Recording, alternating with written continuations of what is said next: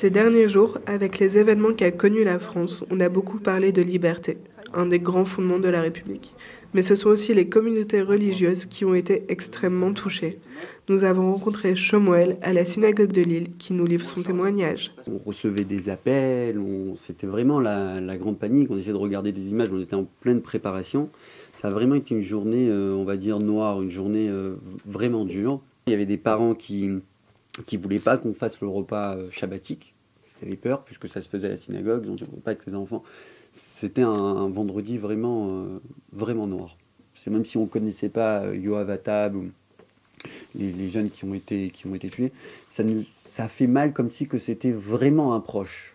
La perte de plusieurs vies humaines est difficilement acceptée par la communauté juive. Mais la tolérance et le respect de l'autre restent leur principal souci.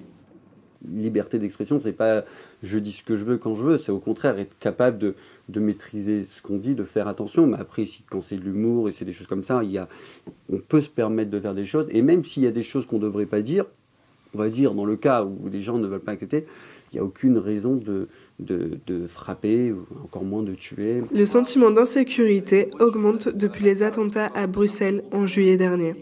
L'idée de quitter la France pour Israël est de plus en plus répandue. Non, moi, personnellement, mon avis personnel, je n'ai pas spécialement peur, mais j'ai plusieurs personnes, c'est sûr, qui pensent à partir en Israël, ou même pas spécialement en Israël, qui pensent partir à Montréal ou aux États-Unis, mais qui veulent quitter la France. Au lendemain de l'attentat, le gouvernement a mis en place des moyens importants dans tous les lieux de culte de France. Un dispositif qui rassure les populations. Le gouvernement français fait aussi beaucoup. Là, par exemple, on peut le voir même ici dans les caméras de surveillance.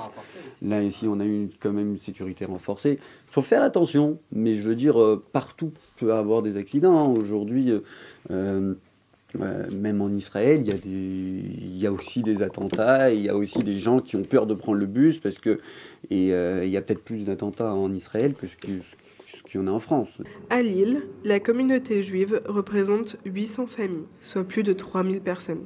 Comme partout, la blessure est grande, mais tous espèrent pouvoir reprendre le cours de leur vie.